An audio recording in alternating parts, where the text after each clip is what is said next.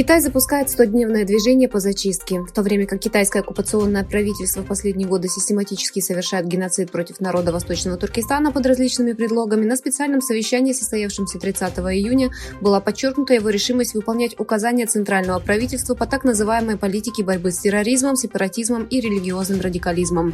По данным китайской пропагандистской сети Танрыдак, Бюро безопасности Синьцзянского народного правительства в Восточном Туркестане 30 июня провело совместную видеоконференцию, чтобы принять требования центрального правительства.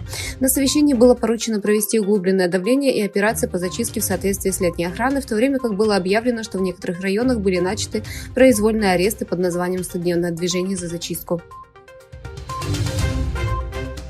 13 июля специальный комитет по стратегическим отношениям с Китаем Палаты представителей Конгресса США принял законопроект о расследовании геноцида уйгуров с помощью разведки. Двухпартийный законопроект был внесен членом Палаты представителей от Демократической партии Рики Торресом в мае. Законопроект потребует от ЦРУ собирать информацию о геноциде уйгуров и ежегодно отчитываться перед Конгрессом. Сообщается, что рассматриваемый законопроект был включен в закон о бюджете разведки США на 2024 год.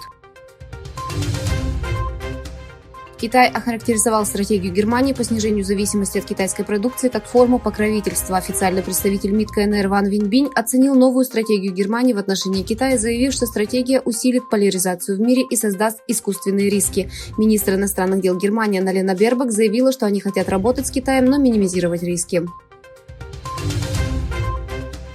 В Китае произошел скандал в детском саду. Китайская провинция Хэнань оказалась втянутой в скандал. Положение 25 воспитанников детского сада, ставших жертвами ужасных событий, стало объектом любопытства. Инциденты якобы развернулись, когда 39-летняя учительница по имени Ван Юнь поссорилась с подругой, которая также была учительницей. Чтобы отомстить, Ван Юнь отравила учеников коллеги, добавив нитрат натрия в кашу. В результате Ван Юнь предстала перед судом. Согласно полученной информации, было принято решение приговорить Ван Юнь к смертной казни. Кроме того, в 2017 году Ван Юнь, поссорившись со своим мужем, пыталась отравить своего супруга нитратом натрия таким же образом. Официальные лица США заявили, что поддерживаемые государством китайские хакеры взломали облачную безопасность Microsoft, проникнув в учетные записи электронной почты должностных лиц нескольких американских учреждений, ведущих бизнес Китая, в преддверии поездки госсекретаря Энтони Блинкена в Пекин в прошлом месяце. Официальные лица заявили, что в результате шпионы получили доступ к электронной почте небольшого числа людей в неуказанных агентствах США, о чем Госдепартамент узнал в середине июня.